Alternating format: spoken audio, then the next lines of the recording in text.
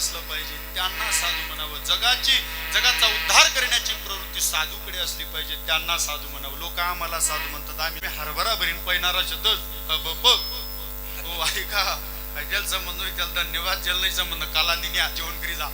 ऐका, कोणाला साधू म्हणावं बाबा. हो, संत महात्मे कीर्तन करायचे तर संतांच्या कीर्तनाचा एकच हेतू होता बाबा. समाज हा त्या संतांच्या कीर्तनाचा हेतू होता. मी बाकी नसं सांगत नाही, बाबा बसलेले जितो बाबा माफी मागून बोलतो बरं, मी मनच सांग राहील. मी जेव्हा फेटा बांधतो ना, संतांच्या कीर्तनाचा हेतू होता देव कसा मिळेल. मी फेटा बांधण टाइमली विचार करस कितला भेटतील. हा आमच्यातला फरक आहे बाबा. संतांच्या कीर्तनामध्ये मेलेलं मूल जिवंत होत होतं, मेलेला माणूस संत महात्म्यांच्या कीर्तनात जिवंत होत होता. आमना कीर्तन जीवत मारायला लागेल. मावल्या काटून घे जा बरं. पहिले कसं आधी व्हिडिओ टाकाटाकी चालू शे सध्या. पहिले आपलं दुकान छोटस, कोण रिकामा काम करीन. ऐका ना, जीवनामध्ये लक्षात घ्या, संत कोणाला म्हणावं, साधू कोणाला म्हणावं. मला वाटतं विश्वमाऊली ज्ञानोबराय ज्ञानेश्वरीच्या दुसऱ्या अध्यायामध्ये निष्काम कर्मयोगाचे लक्षण सांगत असताना ज्ञानोबराय गोड भाषेत वर्णन करतात. ऐका, ज्ञानोबरांची भाषा आहे.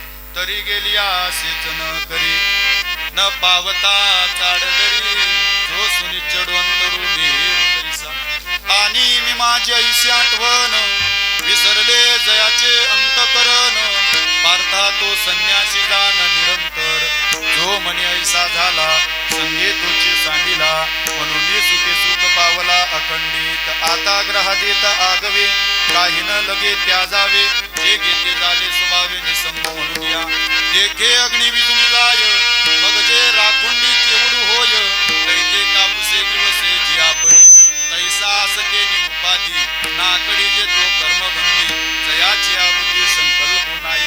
यांना साधू म्हणावं. ज्यांच्या अंतःकरणामध्ये कसलाही संकल्प नाही त्याला साधू म्हणावं. आम्हाला कशाला साधू म्हणतात. मग तुकोबरांनी त्या काळामध्ये हा विचार केला की बाबा रे, जसं आजच्या मी जेवढ्या ओव्या बोललो त्याच्यामधलं तुम्हाला काय समजलं, आणि जेवढं तुम्हाला समजत नाही ना तेवढंच चांगलं आहे. तुम्हाला जर कीर्तन पाठवी घ्या, आमले ऊस तोडायला नाही जाणं पडे पाठवली. ऐका, लक्ष देऊन ऐका, साधू कोणाला म्हणावं, ज्याच्या अंतःकरणामध्ये मी आणि माझा संकल्प नाहीये त्याला जगामध्ये साधू म्हणावं. हे तुकोबरांनी विचार केला. तुकोबरा विचार करतात की बाबा रे, आज जसं या फसवणाऱ्या लोकांची गर्दी आहे तसं त्या काळामध्ये सुद्धा असेल. आज आपण आहोत तो सामान्य जनतेला आपण यांच्यापासून दूर करतोय, परंतु ज्या वेळेला आपण गेल्यानंतर या सामान्य जनतेची फसवणूक होईल हा विचार तुकोबरांच्या बुद्धीमध्ये आला. हा विचार तुकोबरांनी केला आणि त्यावेळेला तुकोबरांच्या विचार मंथनातनं त्या अमृत गंगेतनं या अभंगाची निर्मिती झाली. आणि या अभंगाच्या पहिल्या चरणामध्ये जगद्गुरु तुकोबराय वैष्णवांचा अंतर्बाह्य लक्षण सांगतात. पहिल्या चरणात विष्णुदा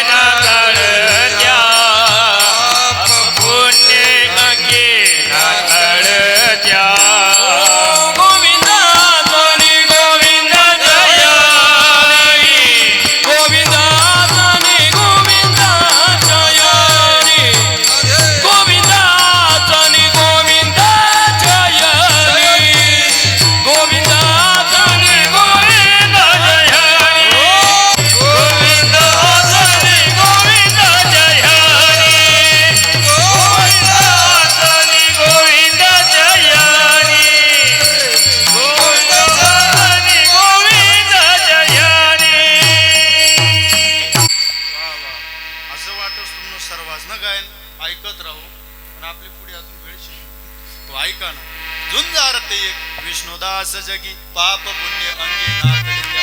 अभंगाच्या प्रथम चरणामध्ये जगद्गुरु तुकोबराय वैष्णवांना झुंजार ही संज्ञा प्राप्त करून देतात किंवा वैष्णवांना झुंजार ही पदवी प्राप्त करून देतात.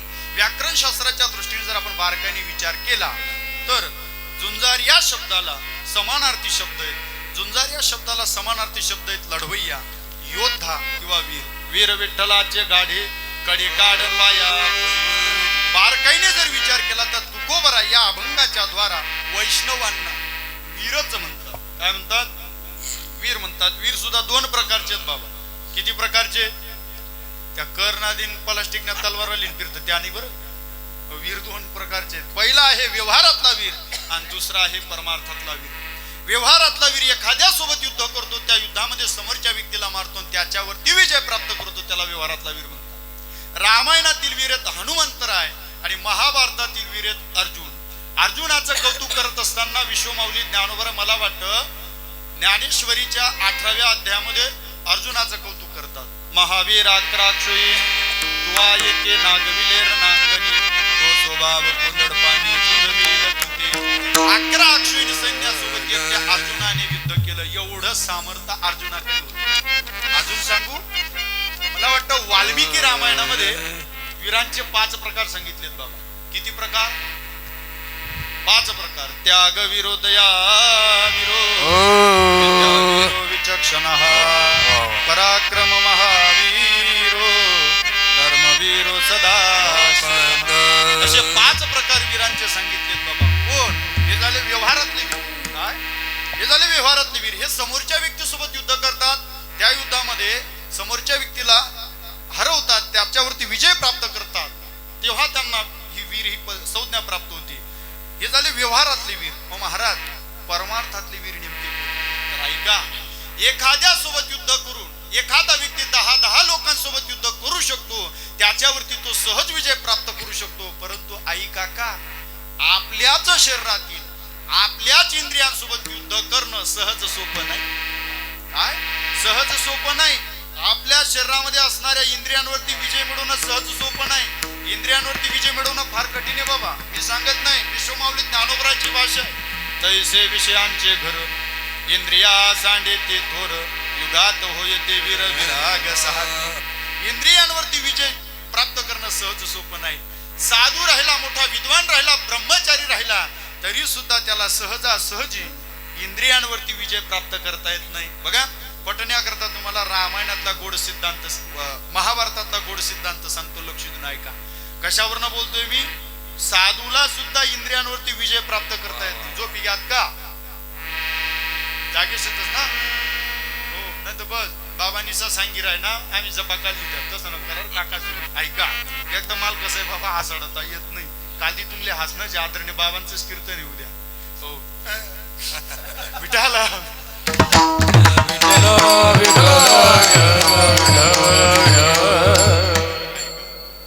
म्हणून आज काली ती बर्रिंग आहे, तुम्ही काळजी करू नका. ऐका, तर काका जेमिनी नावाचे ऋषी आणि व्यास महाराज दोघं बसली होती.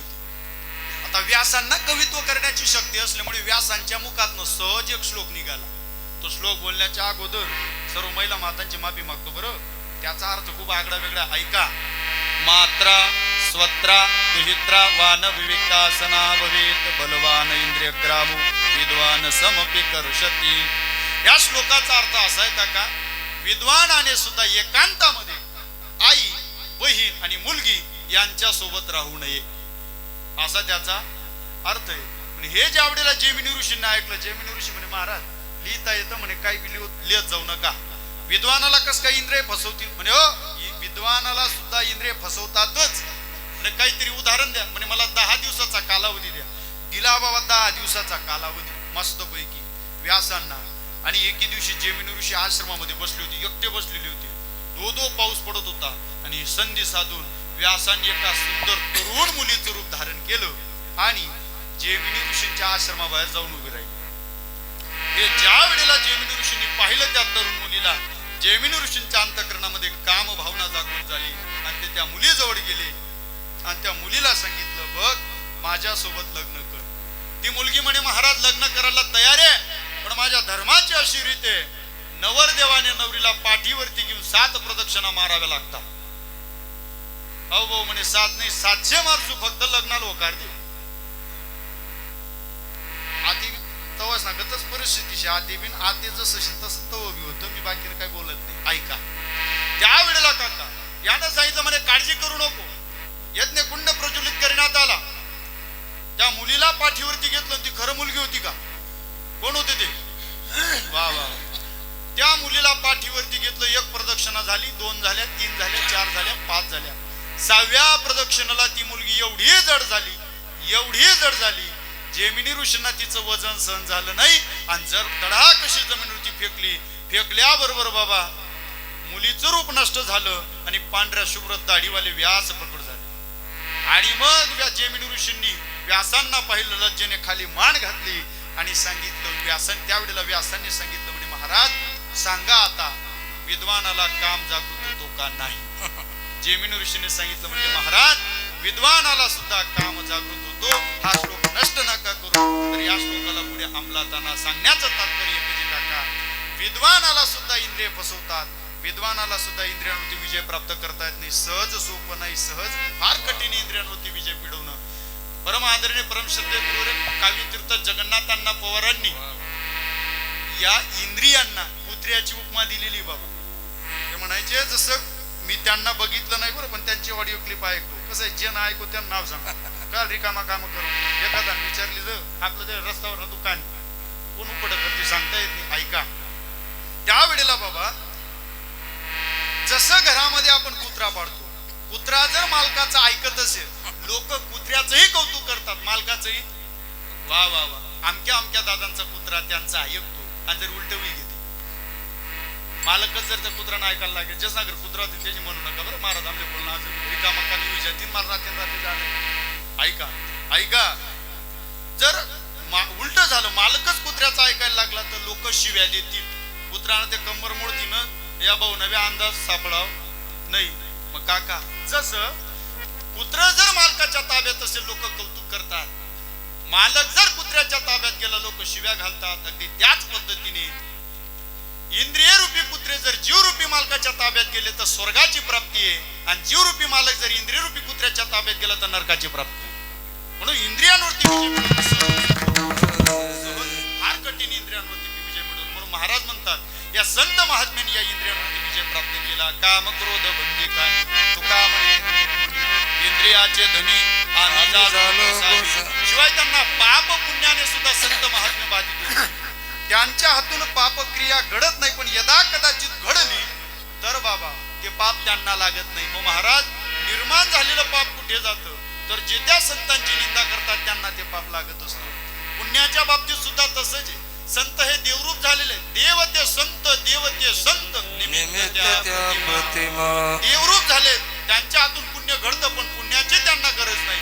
मग महाराज निर्माण झालेलं पुण्य कुठे जातं तर जे त्या संतांची सेवा करतात त्यांना ते पुण्य लागत असतं. पुण्यवंत व्हावे हो महाराज त्यांनी इंद्रियांवरती विजय प्राप्त केला आम्हाला मान्य. पाप पुण्याने ते बाधित होत नाही हेही आम्हाला मान्य. एवढं सर्व त्यांनी कोणत्या साधनावरती केलं ते साधन महाराज दुसऱ्या चरणात गोविंद असं गोविंद गोविंद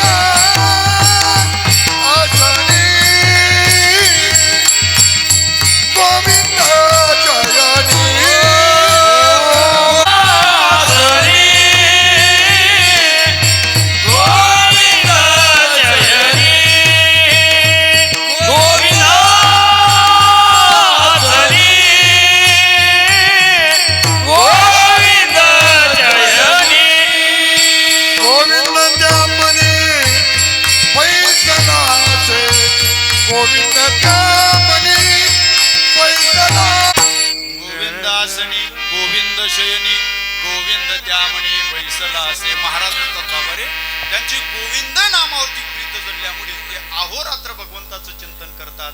अहोरात्र गोविंद नामामध्ये मग्न असतात. अहोरात्र ते भगवंताच्या चिंतनात मग्न असतात. त्यांची गोविंद नामावरती प्रीत असल्यामुळे अखंड ते देवाचं चिंतन करतात. महाराज प्रश्न असा निर्माण होतो संत महात्मे त्या भगवंताचं नामस्मरण का करतात? कारण काका त्यांना त्या भगवंताच्या नामाचं सामर्थ्य माहिती आहे म्हणून ते देवाचं नामस्मरण करतात. किती सामर्थ्य त्या भगवंताच्या नामाचं. मला वाटतं विश्वमाऊली ज्ञानोबा ज्ञानेश्वरीच्या 9व्या अध्यायामध्ये नामसंकीर्तन भक्तीचा परिणाम सांगतात. तरे कीर्तनाचे नि नटनाचे नासिले व्यवसाय प्रयचितांचे जे नामचे नाही पापाचे ऐसे केले यमदमावकडा आणली कीर्ते ठायावरून उठविली यमलोकी कुंटले राहते आगवी यमो म्हणे काय यमावे दमो म्हणे कवणाते दमावे तीर्थे म्हणते काय खावे दोषो कदाशी नाही ऐसे माझे नाम घोषे नाही करती विश्वाची दुखे हे जगचे अवघे महासुखे धुमधुमीत भरले. ज्या ठिकाणी नामस्मरण चालू असतं का त्या ठिकाणी पाप राहत नाही. हा जो सभा मंडप आहे, हा जो धर्म मंडप आहे, या ठिकाणी किती जरी पापी व्यक्ती आला तरी सुद्धा त्याचा उद्धार होण्याची शाश्वती या ठिकाणी, कारण या ठिकाणी भगवंताचं चिंतन चालू आहे. या ठिकाणी पाप राहत नाही. अशा ठिकाणी आलं पाहिजे. जर नामस्मरण करणारा व्यक्ती तीर्थामध्ये स्नान करण्याकरता गेला तर तीर्थ नाही पवित्र होत, तीर्थ नाही पावन होत, आपलं मनुष्य नाही पावन होत, मनुष्य नाही पुण्यवान होत, तर तीर्थाचं पुण्य 100 पटीने वाढत असतं फक्त नामस्मरण करणाऱ्या व्यक्तीने जर स्नान केलं. एवढं सामर्थ्य त्या ठिकाणी बाबा. यम सुद्धा नामस्मरण करणाऱ्या व्यक्तीला घेण्याकरता येत नाही, एवढी ताकद भगवंताच्या नामस्मरणामध्ये. आणि त्याच नामस्मरणाची फलश्रुती सांगत असताना विश्वमाऊली ज्ञानोबा पुढे सांगतात की बाबा रे, त्या भगवंताचं नामस्मरण जो करेल त्याच्याजवळ देव अखंड राहत असतो. एकदा भगवान परमात्म्याने अर्जुनाला प्रश्न केला, देवा तुला जर कधी भेटायचं राहिलं तर मी कुठे येऊ? भगवंत म्हणे वैकुंठात येऊ नको. म्हणे का वैकुंठात येऊ नको? भगवान परमात्मा सांगतात, तुम्ही वैकुंठी नसे एक वेड बानू बिंबई न दिसे परे योग्यांच्या मानसे उमडून जाय. भगवंत सांगतात की त्या वैकुंठात नाहीच आहे. देवा तू वैकुंठात नाहीये, मग कुठे? तया पासे पांडवा मी हरपला वसवा जेत नाम गोशु बरवा करीती माझा. ज्या ठिकाणी माझे भक्त माझं चिंतन करतात त्या ठिकाणी मी अखंड उपस्थित असतो, त्या ठिकाणी माझी प्राप्ती तुला होईल. एवढं सामर्थ्य आहे भगवंताच्या संकीर्तनामध्ये. म्हणून आपण देवाचं चिंतन केलं पाहिजे, देवाचं नामस्मरण केलं पाहिजे. बाकी नसलं जर कधी सांगू बाबा नुसतं एखाद्याला सहज बोललो मी आता मागे म्हटलं दादा गळ्यात माळा घालून घ्या, तो मला सांगे म्हणे बाबा माळा घालले तू पण मला चांगलाच मग फिरणं पडस म्हणे. त्याला म्हणतो का रे तुला चांगलाच मग फिरणं पडत. मी काय तुला नाशदी खरं काय सांगा बघ, लोक काय बोलतील सांगता येत नाही. एका जणाला आता आमच्या गावामध्ये सहज एका जणाला बोललो म्हटलं दादा एकादशी राव. तो म्हणे बाबा साबुदाणा चावतच नाही म्हणजे. म्हटलं बगर काय? म्हणे थंडी ना दिने पोटमा चपका चालते. म्हटलं वेपर काय? म्हणे तो ना गया तडतड करस म्हणे. त्याला म्हणतं सफरचंद काय? आपली तेवढी ऐकत नाही म्हणे. त्याला म्हणतं उंदीर मारा औषध पडेल शे म्हणजे घरमा मारी दे बुवा नाही अनुयास म्हणून असं काही सांगितलं. क्रोधी अविश्वासी यासी बोध कैसा क्रोधी अविश्वासी अविश्वासी यासी बोध कैसा व्यर्थ आपली वाचा शिनवू नये. बाबा अशा क्रोधी अविश्वासी व्यक्तीला सांगून काही उपयोग नाही. आपली वाचा बडबड करू नये. ऐका म्हणून लोक काय करतील सांगता येत नाही बाबा, आणि बोलतील काय काही विचार नाही. कीर्तनकार जर माझ्यासारखा राहिला आमले समयशीच राहणं पडत. मनासारखा बारीक जर राहिला ना लोक काय बोली टाकतील सांगता येत. माझं इकडे मालेगाव तालुक्यात कीर्तन होतं बाबा. गावनं नाव सांगत नाही. यलमा का ऐकून राहत मालेगावनं महाराष्ट्रासाठी कोण रिकामा काय तिथे सांगितलं. ऐका तिकडचे आहेत ना ते चिखलवडचे. ऐका त्यावेळेला बाबा गाडी नसल्यामुळे बस न जायचो. इकडे तिकडे पाहिलं पुढे जायला लागलो. त्या नारळ दिली राम राम जगद्गुरु. अजून इकडे तिकडे पाहिलं पुढे जायला लागलो. अजून त्या नारळ दिली म्हणे अ जगद्गुरु तुमलेच बोलाय रानू इकडे या. त्याच्याकडे गेलो. म्हटलं दादा कृष्णम म्हणते जगद्गुरु किंवा तुकोबरांना जगद्गुरु म्हणतात, आम्ही कसले जगद्गुरु? नाही म्हणे बाबा खरा जगद्गुरु ते तुम्ही नसतच म्हणे. म्हटलं कस काय? म्हणे जगना पैसा सोर जगतच म्हणे सन जगद्गुरु म्हणे. लोक काय बोलतील बाबा सांगता येत नाही. असो असंच राहत ना कीर्तन अशीच राहत ना. आम्हाला पण वाटतं बाबा गाथा ज्ञानेश्वरीचे प्रमाण सांगावे. बाबा आमची चुकी नाही, पण आम्ही जनागर कीर्तनला जातो तोच भाऊ आम्ही सांगत बाबा दणदणीत होऊ द्या मग गाडी बोलावता आटे. आजच्या यजमानांनी काही सांगितलं नाही बरं जरी काम ऐका त्यावेळेला बाबा विठाला विठ्ठला विठ्ठला. तुमचं कर्म जर वाईट असेल तर तुम्ही कितीही देवाचं चिंतन करा, देव प्रसन्न होणार नाही. अलीकडच्या काळामध्ये चाललंय का काही एक लोटा जल सारी समस्या का जातायत ना तुम्ही महादेवाच्या मंदिरावरती? अरे एवढी बिकट परिस्थिती झाली बाबा सध्याच्या काळामध्ये, महादेवाच्या मंदिरावरती जे नाही ते सापडसो. आमच्या घराच्या बाजूला दिगंबर काका महादेवाचं मंदिर आहे, 2 वरीसना मसाला विजयी इथल्या लोंगान मिऱ्या सापडण्यात. असं काही देवाला अर्पण करू नका माय बाप. ऐका, एवढी बिकट परिस्थिती बाबा, रात्रीच्या 2-2 वाजेला सुद्धा महिला माता महादेवाच्या मंदिरावरती जातात. मी आंबणनेर साईड कडनं कीर्तन करून येत होतो, चंद्रकांत बाबा कीर्तन करून येत असताना आंबणनेरच्या बाजूला एक गाव आहे आणि रोडाच्या बाजूला महादेवाचं छोटस मंदिर आहे. एक बाई समोरून येत होती, पांढरी साडी होती, केश मोकळा होता, हात मोकळा होता आणि अमावस्या होती त्या दिवशी. मी ती बहिणीला एकटाच गाडी थांबली ती. आमच्यासोबत आमची काका होती. त्या काका म्हणे भाऊ उतरू नको. म्हटलं मग पहिले तिनं पाय देख म्हणे. सीधा शेत का उलटा शेत बा? म्हटलं काका सीधा शेतच पाय. म्हणे उतर पण हनुमान चालीसा म्हण. सांगता येत नाही भाऊ म्हणे, अमावस्या आहे म्हणे आज. त्या वेळेला बाबा गेलो हळूहळू त्या आईला सांगितलं, म्हटलं आई तुम्ही कोण आहात? म्हणे बाबा मी 8 म्हणे. म्हटलं पांढरी साडी घालून केस मोकळे करून रात्री 2 वाजेला तुम्ही कुठे जातात? म्हणे बाबा महादेवाच्या मंदिरावरती. मग तसं काय उगणारच नाही होती का? नाही म्हणे बाबा मला कोरा महादेव सापडावना होता.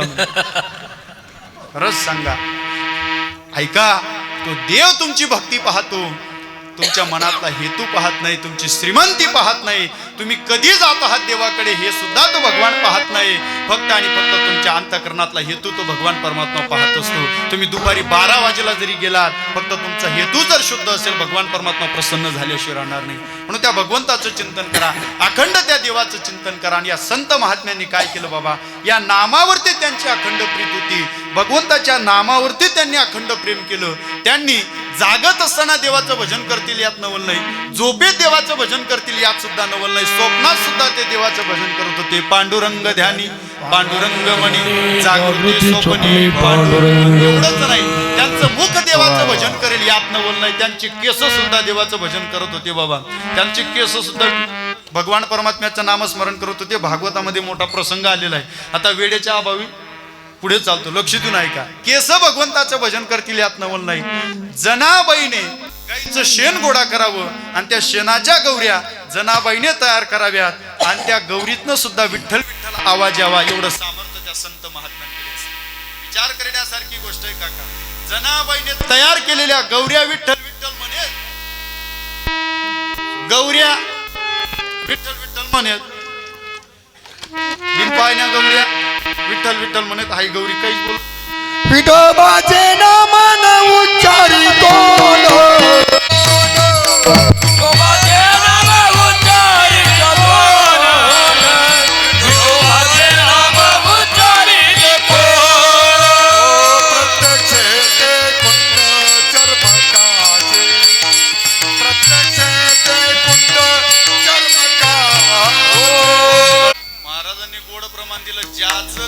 विठ्ठलाचं भजन करत नाही ती काय माहितीये, ज्या ठिकाणी चप्पल तयार करणारा व्यक्ती चांबड भिजत घालतो ना, ते कुंड आहे. म्हणून भगवंताचं भजन केलं पाहिजे, देवाचं चिंतन केलं पाहिजे. जनाबाईच्या गौऱ्या विठ्ठल विठ्ठल म्हणतात. काशीपर्यंत कीर्ती गेली. काशीचे संत कबीर महाराज आले आणि चौकशी केली, जनाबाई कुठे? लोकांनी सांगितलं म्हणे शेण गोळा करण्याकरता गेली. गेले वाटेनं 2 बाया भांडण करत होत्या. त्या बायांना विचारलं म्हणजे का ग बाया का भांडण करतात? त्यावेळेला एका बाईनं सांगितलं, महाराज या बाईनं माझ्या गौऱ्या चोरल्या. कबीर महाराज म्हणजे तुमचं भांडण सोडवतो, आपापल्या गौऱ्यांची निशाणी सांगा. त्या एका बाईनं सांगितलं, महाराज माझ्या ज्या गौऱ्या आहेत त्या विठ्ठल विठ्ठल बोलतात. कबीर महाराज म्हणे बाई काय बोलते, गौऱ्या विठ्ठल विठ्ठल बोलतात का? म्हणे बघा, गौऱ्या चेक करायला सुरुवात केली बाबा. 100 गौरीतनं 75% गौऱ्या विठ्ठल विठ्ठल म्हणत होत्या. आणि कबीर महाराजांना कळालं ही बाई दुसरी तिसरी कोणी नसून ही संत जनाबाई आहे. आणि मग जनाबाईसाठी संत कबीर महाराज म्हणतात, जनी जनी तो सब कुछ कहे नाम देव की दासी. जनी जनी तो सब कुछ कहे नाम देव की दासी. अरे वो दासी नाही, वो तो सब संतन की काशी.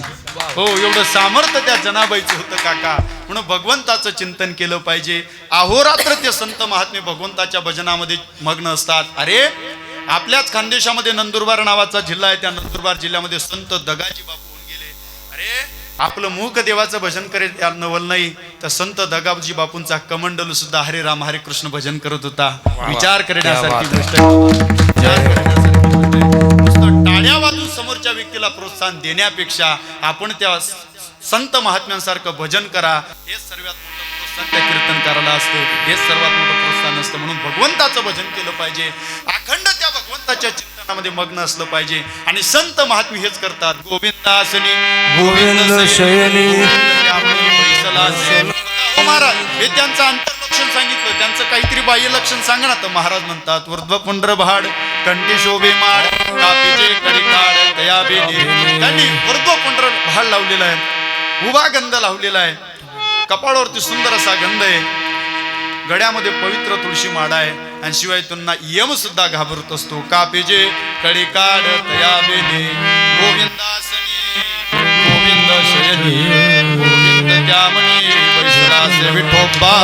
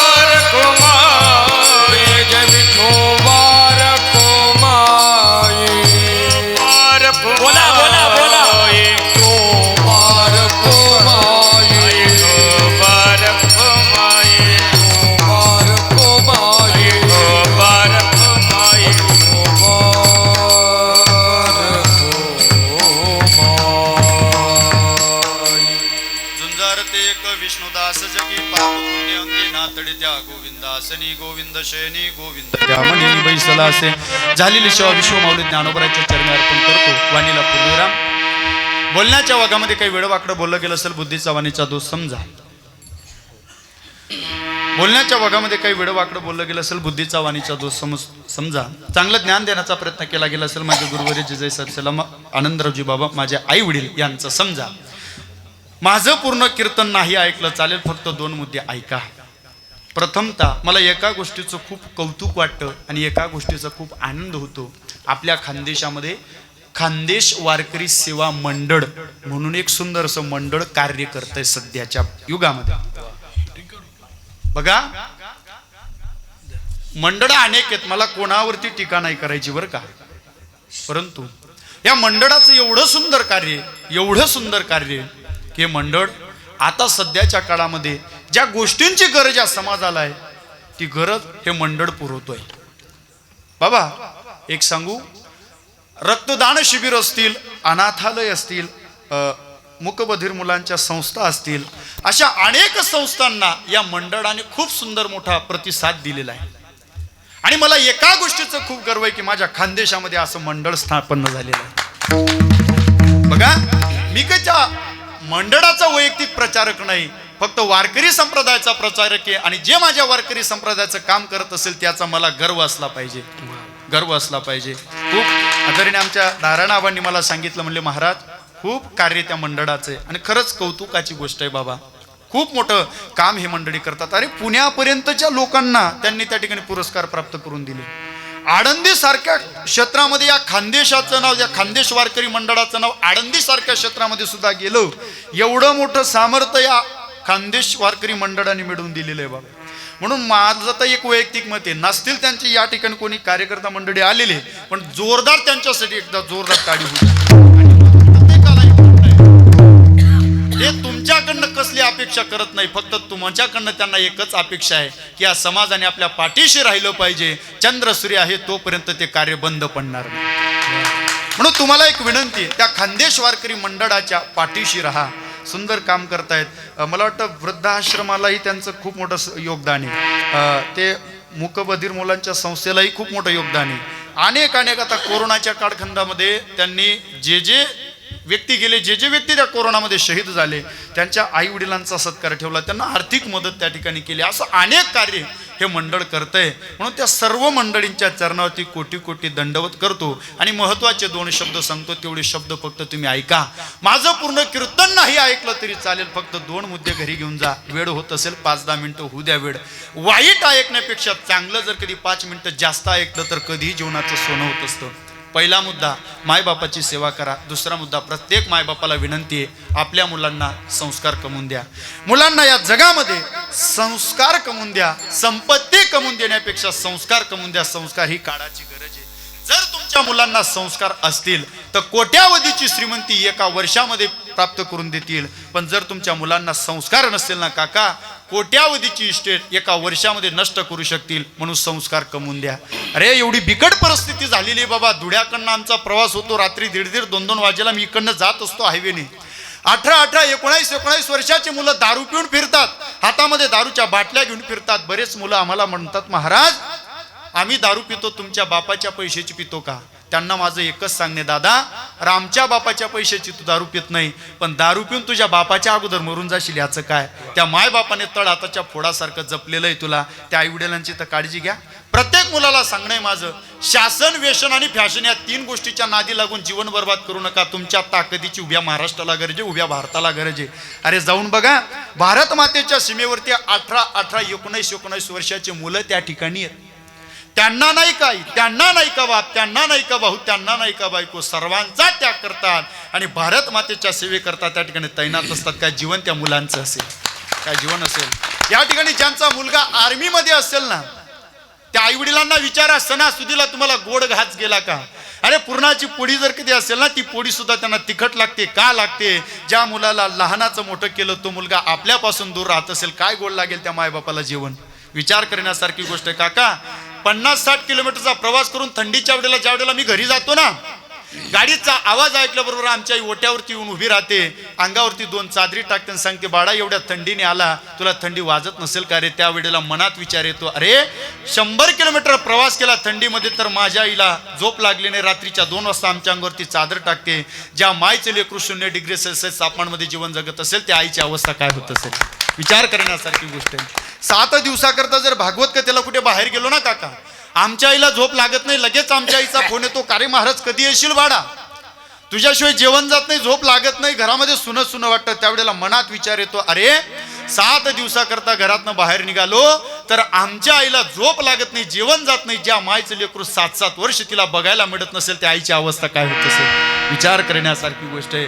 विचार करण्यासारखी गोष्ट आहे. एखाद्या आर्मीवाल्या जवानाच्या बायकोला किंवा आईला जर कधी भारताचा नकाशा दिला ना काका, ऐका बरं का, ती कधीही त्या नकाशामध्ये आपला भारत पाहणार नाही, महाराष्ट्र पाहणार नाही, जिल्हा पाहणार नाही, तालुका पाहणार नाही. त्या नकाशामध्ये फक्त एकच पाहते, माझा नवरा, माझा मुलगा कोणत्या बॉर्डरवरती उभा आहे, ती बॉर्डर ती आई पाहत असते. विचार करण्यासारखी गोष्ट आहे. विचार करा, काय जीवन ते मुलं जीवन जगत असतात. म्हणून प्रत्येक तरुण भावाला सांगणे, दादा जीवन जगत असताना त्या आर्मीवाल्या जवानाचे आदर्श मनामध्ये घे. तुझ्या जीवनाचं सोनं झाल्याशिवाय राहणार नाही. वासनारूपी प्रेमापायी जीवन बर्बाद करू नको. देशाधर्माचं काम कर, जीवनाचं सोनं होईल. जर दर 2-3 दिवसाला पेपरला न्यूज येते, अमक्या मुलीने अमक्या मुलाला प्रेमात धोका दिला म्हणून त्या मुलाने आत्महत्या करावी. अरे तुमचा आमचा जन्म हा आत्महत्या करण्याकरता झालेला नाही. पवित्र छत्रपती शिवबा राजांच्या वंशामध्ये तुम्ही आपण जन्माला आलेला आहात, आत्महत्या करण्याकरता नाही. प्रत्येक भावाला सांगणे, दादा वासनारूपी प्रेमापायी जीवन बर्बाद करू नको. तुला प्रेम करायचं असेल, देशाधर्मावरती प्रेम कर. प्रत्येक तरुणांसाठी एक वाक्य बोलेल आणि सेवा आटोक्यात घेऊन लक्ष देऊन ऐका. क्यों मरते हो यारो बेवफा, सनम के लेना दुपट्टा मिलेगा कफन के लिए. क्यों मरते हो यारो बेवफा, सनम के लेना दुपट्टा मिलेगा कफन के लिए. मरना है तो मरो मेरे यार वतन के लिए, तिरंगा मिलेगा तुम्हें कफन के लिए, तिरंगा मिलेगा तुम्हें कफन के लिए. देशाधर्मावरती मरा. प्रत्येक तरुण बहिणीला सांगणे, ताई तू माझी रक्ताची बहीण नाही पण धर्माची बहीण आहे. त्या नात्याने सांगतो, दीदी जीवनामध्ये एवढी शिक शिकत असताना तुझं नाव सुवर्ण अक्षरामध्ये कोरलं गेलं पाहिजे. पण शिकत असताना आपल्या बापाची मान या समाजात कधी खाली जाऊ देऊ नको. हेच तुझं सर्वात मोठं शिक्षण आहे. हेच सर्वात मोठं शिक्षण आहे. अरे सिंधुताई सपकाळांचं एक वाक्य होतं का, कोणी राग मानून घेऊ नका. सिंधुताई सपकाळांचं एक वाक्य होतं. सिंधुताई सपकाळ सांगायच्या, भारतातनं बलात्काराचा शब्द कधी कमी होईल, कधी नष्ट होईल, ज्या वेळेला भारतातली प्रत्येक स्त्री, प्रत्येक मुलगी अंग भरून अंग झाकून कपडे घालायला शिकेल त्या दिवशी भारतातनं बलात्कार नावाचा शब्दच निघून जाईल. अरे किती भयंकर परिस्थिती काका, विचार करण्यासारखी गोष्ट आहे. अंग झाकणे आपली संस्कृती आहे, अंग प्रदर्शन करणे आपली संस्कृती नाही. आपण छत्रपती शिवबाराजांची आई होते जिजाई साहेब, राजसिंहासनावरती बसले होते तरी जिजाई साहेबांच्या डोक्यावरचा पदर खाली गेला नाही. परपुरुषाचा हात आपल्याला अंगाला लागू नये म्हणून यत्नी कुंडामध्ये उडी टाकणाऱ्या त्या राणी पद्मिनीच्या देशामध्ये तुम्ही आपण जन्माला आलेला आहात. प्रत्येकाला सांगणे संस्कृती जपा, धर्म जपा. धर्मावरती फार मोठी ग्लानी आलेली. प्रत्येक मायबापाला सांगणे, तुम्हाला जर कधी तुमच्या मुलाचा मुलीच्या मोबाईलचा पासवर्ड माहीत नसेल तर तुम्हाला अधिकार नाही आपल्या मुला मुलींना महागडा मोबाईल घेऊन देण्याची. महागडा मोबाईल घेऊनच देऊ नका ना, तुम्हाला मोबाईल कळत नसेल तर. दर 8 दिवसाला, दर 2 दिवसाला आपण आपल्या मुलाची शाळेमध्ये विचारणा केली पाहिजे, त्याचा मोबाईल बघितला पाहिजे. कारण काका अलीकडच्या काळामध्ये नास्तिक वृत्तीचे लोक आपल्या मुला मुलींना टार्गेट करतायत आणि आपल्या हिंदू धर्मावरती फार मोठं संकट आणण्याचा प्रयत्न करतात, हिंदू धर्मावरती ग्लानी आणण्याचा प्रयत्न करतायत. या गोष्टीची काळजी घ्या. आता जवळच 19 फेब्रुवारी येते छत्रपती शिवबाराजांची जयंती. प्रत्येकाला सांगणे, डीजे लावून आणि छत्रपती शिवबाराजांसमोर नाचून छत्रपती शिवबाराजांची जयंती साजरा करू नका. साजरा करायची असेल तर छत्रपती शिवबाराजांचे विचार आपल्या अंतःकरणामध्ये आणा. ही सर्वात मोठी शिवजयंती. अलीकडच्या काळामध्ये बरेच आधर्मी लोक छत्रपती शिवबाराजांवरती आक्षेप घेतात. त्या आधर्मी लोकांसाठी एक वाक्य बोलतो, शेवा आटोक्यात घेतो. हिंदू धर्म तो पवित्र है, अधर्मी इंसान तू क्या जाने. हिंदू धर्म तो पवित्र है, अधर्मी इंसान तू क्या जाने. जो हिंदुस्तान के औलाद नहीं वो छत्रपति शिवाजी महाराज को क्या माने. छत्रपति शिवाजी महाराज को क्या. देशा धर्मावरती प्रेम करा, मायबापाची सेवा करा. कार्यक्रमाला उपस्थित समस्त गुणीजन महाराज मंडळी या ठिकाणी कीर्तनाला उपस्थित आहेत. यांच्यामध्ये नवे तुमच्या सप्ताहाच्या पहिल्या दिवसापासून तर शेवटपर्यंत जेवढेही कीर्तनकार आहेत तेवढं सर्व माझ्यापेक्षा वयानं ज्ञानानं मोठे आहेत. त्याच नातीन फक्त मी उंचीतून वाढी जायची. उंची मग आपली बराबरी कोणीच करणार नाही. सर्व माझ्यापेक्षा ज्येष्ठ मंडळी या ठिकाणी उपस्थित आहेत. मी उंचीतून इथला वाढी जायले बाबा 24 उरीस ना, पण लोकसले अशी वाटत 47-48 उरीस नव्हे. एका ठिकाणी कीर्तन होतं, आता दाढी वाढलेली, पांढरा फेटा बांधतो. एक जण माली चारे म्हणे, बाबा पोऱ्यान लगीन बिगीन करणं. त्याला म्हणतं कोण हा पोऱ्यानं, म्हणे तुम ना पोऱ्यान. त्यानंतर काका मनच बाकी शिरे लोकले ध्यानमा भरत नाही बाबा. लोकले बाबा कसा पाहिजे, दाढी गाडी बॉडी. आपला बा गाडी बी नाही, दाढी बी नाही, बॉडी बी नाही. माईक ना दांडा आपला मग फरक नाही. माईक न स्टँड सुद्धा पुरत नाही. माले काहीतरी तुम्हाला भाग्य समजा पुरी केलं तर पाटलं ठेवणं पुढे. खरं आहे ना बाबा. हो चालेल. सेवा विश्व माऊली ज्ञानोबराच्या चरणावर. पण खरंच बाबा आपलं वजनच पडत नाही बाबा. लोकांना मला विचारलं म्हणे तू कीर्तनकार आहे का, म्हणतो नाही मरी मायना पोतराच शेबू. काय सांगू. झालेली सेवा विश्व माऊली ज्ञानोबराच्या चरणी अर्पण करतो. बोलण्याच्या वगामध्ये काही वेडवाकडं बोललं गेलं असेल, बुद्धीचा वाणीचा दोष समजा. सर्व श्रोते सज्जन मंडळी या ठिकाणी उपस्थित आहेत. मागच्या वर्षी तुम्ही भरभरून प्रेम दिलं होतं आणि याही वर्षी प्रेम दिलं, मग त्याबद्दल सर्वांचे आभार व्यक्त करतो. साऊंड दादा असेल, विनेकरी बाबा असतील, गायक वादक मंडळी सर्वांच्या चरणी कोटी दंडवत. ज्या संतांमुळे ही कीर्तनाची परंपरा लादली त्या संतांचं मोठ्या प्रेमाने भजन करा. ज्ञानेश्वर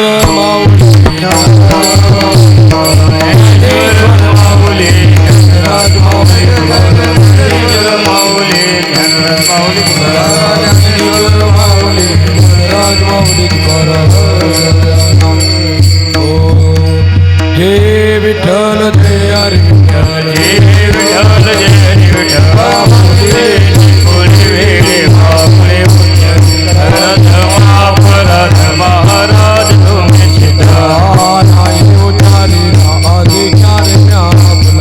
राज महाराज